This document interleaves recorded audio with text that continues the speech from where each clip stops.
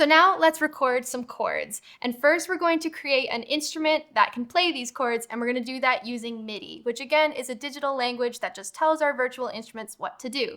So we're going to make a new MIDI track, and we're going to do that by hitting Create and Insert New MIDI Track, or we can do Command-Shift-T as a shortcut, and now we have a new MIDI track. So let's choose an instrument. I can go over to my browser over here and hit Instruments, and I have all of these instruments that are included with Live. Now, I can also filter down the results by using these keywords up here. So I'm going to go to mallets, and it's going to narrow down the results. And I'm just going to go to drift, and I'm going to use this patch called analog chime. I can also audition all of these sounds just by clicking on them and browsing through them. Then I click and drag straight onto the MIDI track, and now we have a synth.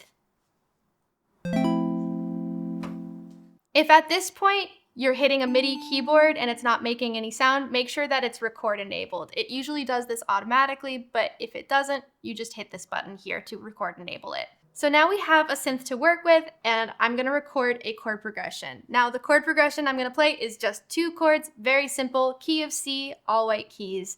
If you aren't familiar with music theory, don't worry. Learningmusic.ableton.com is actually a really great resource to get started. And in the meantime, we're just gonna play in C major and keep it super simple.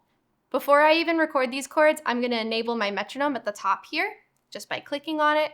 And when I hit record, it's gonna give me 1 bar of click before it even starts recording. So let's see what happens.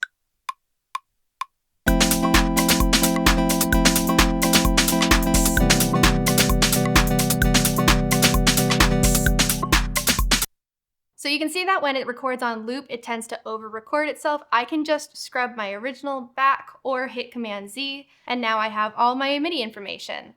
Now, my timing is pretty good, but it's not perfect. So we're gonna take this opportunity to quantize. We open up our MIDI editor and we have all of our MIDI information. And so what I'm gonna do is I'm going to select all by hitting Command-A, and then quantize by hitting Command-Shift-U.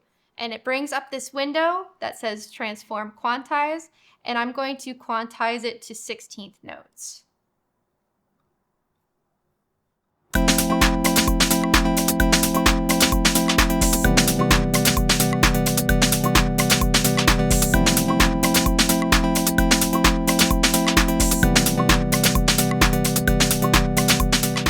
So now it's totally in time. Now that we have our MIDI, we can actually use this opportunity to play with the sound, because the MIDI is going to play the instrument and we can customize the instrument while it's being played. And what's really cool about Ableton instruments is a lot of them come with these macros, which are basically shortcut knobs to mess with the sound. And we can also go through different settings within these instruments. So with analog chime, we have at least 4 different settings that we can choose from.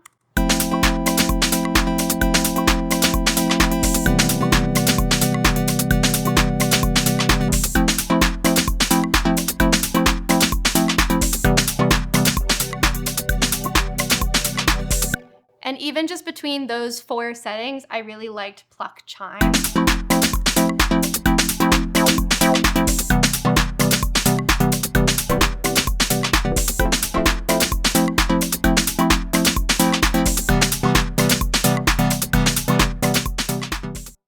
So now we have a very basic chord progression for the loop that we're building, and we can save our progress and now move on to a bass line.